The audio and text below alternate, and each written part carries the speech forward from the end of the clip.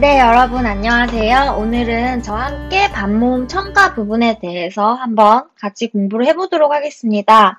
반모음 첨가를 알려면 먼저 반모음이 무엇인지 알고요. 그 다음에 첨가라는 음운 변동 현상이 무엇인지 이미 알고 있어야 되겠죠. 자, 반모음이라는 것은요, 그 명칭에서도 그대로 드러나는 것처럼 반만 모음의 성질을 가지고 있다. 모음의 성질을 절반 정도 지니고 있다. 이렇게 이해를 하면 됩니다. 그래서 이 반모음의 경우는 모음이랑 굉장히 가까워요.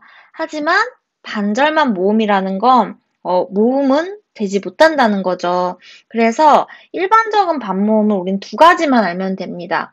바로 이 Y의 모양과 W의 모양을 알면 됩니다. 그리고 국어에서는 딱 이 두 가지만 존재합니다.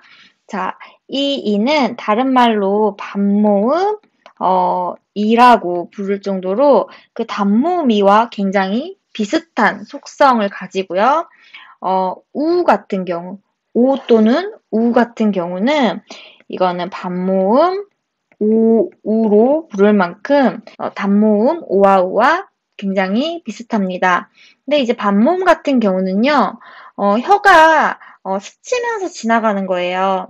그러니까 이를 순간적으로 발음하는 거랑 같고, 이 W 모양 같은 경우는 오나 우를 순간적으로 발음한 거랑 같습니다. 그래서 야 같은 경우는 이것은 이 플러스 아라고 생각하시면 돼요. 그래서 이야 빠르게 이야를 연속해서 발음하면 야라는 발음이 됩니다. 이야 이런 식으로요. 그 다음에 이 반모음 우 같은 경우에서 와 같은 경우가 바로 오 플러스 아입니다. 근데 이거는 반모음이에요. 그래서 와 빠르게 하면 와가 되고요. 워를 한번 해볼까요? 이런 경우는 우 플러스 어니까 우어를 빠르게 하면 워라는 발음이 됩니다.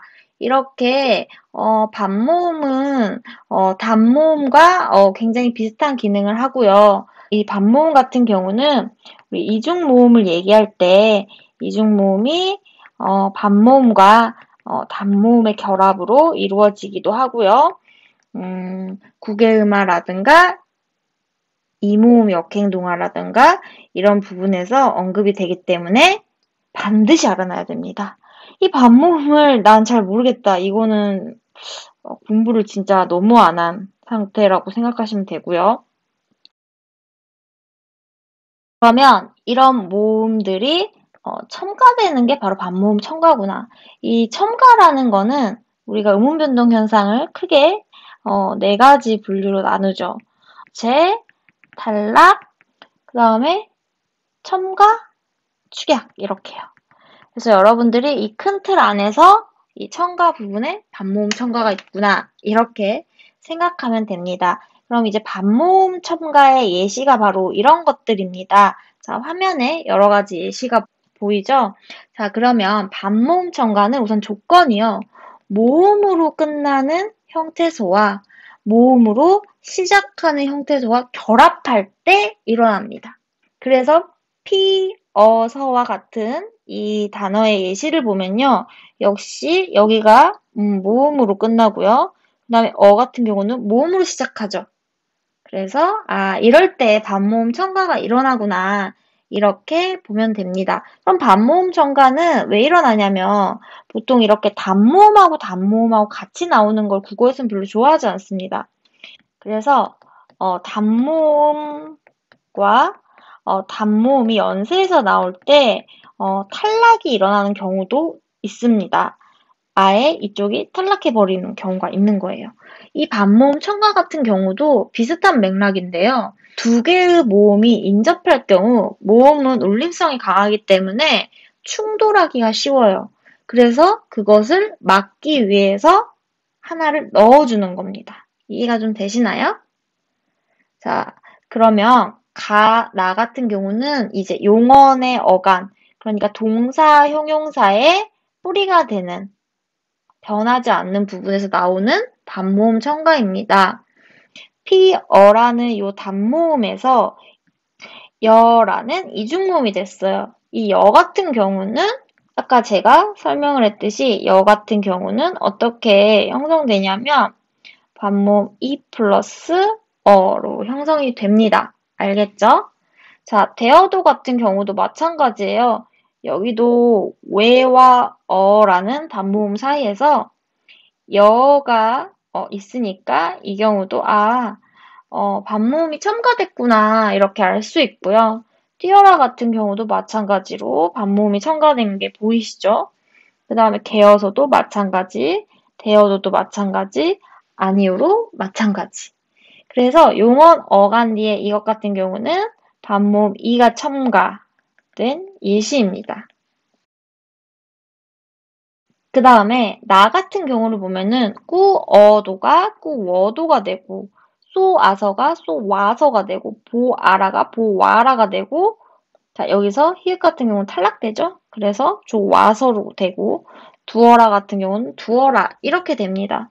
그래서 여기서는 반모음 오우가 첨가된 예시입니다. 자 이렇게 보니까 가와 나의 특징 어떤 의문이 말 그대로 끼어들었기 때문에 그것이 첨가구나. 여러분이 조심할 거는요. 이게 절대 교체가 아니라는 거예요. 여러분이 교체를 배우다 보니까 어가 여로 A에서 B로 교체되었네요. 라고 분명 혼동할 수 있습니다.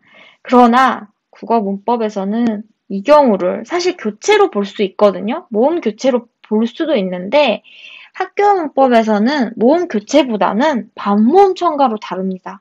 그래서 반모음 첨가라는 부분이 더 우세한 학습이기 때문에 이것을 다른 관점에서는 정말 이 반모음이라는 의문의 성질을 인정하지 않고 이것은 그냥 반모음어에서 이중모음 여로 교체되었다 이렇게 보는 경우가 있지만 지금은 반모음 첨가의 관점에서 이것을 보고 있기 때문에 절대 교체라고 볼 수 없다는 것.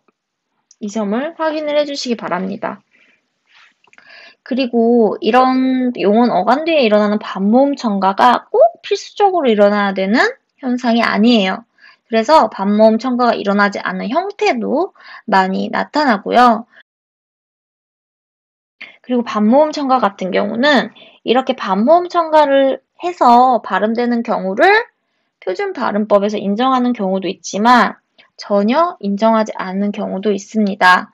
그래서 여기 나와 같은 이런 예시는 전혀 표준 발음법으로 인정을 하고 있지 않은 예시다라는 거 알아뒀으면 좋겠어요. 나는 표준 발음에서 전혀 인정을 하고 있지 않다. 이렇게 볼 수 있습니다. 자, 그러면 특이한 반모음 첨가 하나 더 예외적으로 한번 볼게요. 가와 나를 보면요. 주어아가 주야가 되고 유미아가 유미야가 되고 수이아는 수이야가 됩니다. 학교에는 학교예가 되고 광주에는 광주예가 되고 바다에서는 바다예가 된 형태를 보고 있는데요. 이제 방금 여러분들이 이 반모음 첨가를 배웠기 때문에 단모음아에서 야가 됐다는 건 이 플러스 아니까 야가 반모음 이가 첨가된 예시구나 라고 알 수 있고 애도 마찬가지예요. 애도 반모음 이 플러스 애가 이에 이것이 바로 뭐가 된다고? 예가 된다고. 그래서 역시 여기서도 반모음 이가 첨가된 예시다 이렇게 알 수가 있습니다. 그런데 가와 같은 경우는 이렇게 명사 뒤에 부르는 말 격조사를 부를 호자를 써서 혹격조사라고 합니다. 그래서 이렇게 혹격조사 같은 경우는 실제로 우리가 이렇게 쓰고 또 부르잖아요. 응? 주어야 이렇게 안 하잖아요. 주어야 이렇게 얘기하잖아요. 그 다음에 유미야, 수이야 이런 식으로 하잖아요. 그래서 혹격조사는 굉장히 특이한 케이스로 반모음이 첨가된 형태를 표기로도 인정한다. 이걸 여러분들이 알아놨으면 좋겠어요. 자, 그 다음에 이 나 같은 경우는 이 애와 에서가 부사격 조사입니다. 이것이 바로 이제 부사격 조사인데요. 부사격 조사에서 일어나는 반모음 첨가는 아까 가와 나에서 언급했듯이 예에 간다, 광주 예에 간다, 바다에서 간다 이렇게 발음하는 경우도 있지만 이것은 표준 발음이 역시 아니다. 이렇게 정리를 해주시면 됩니다.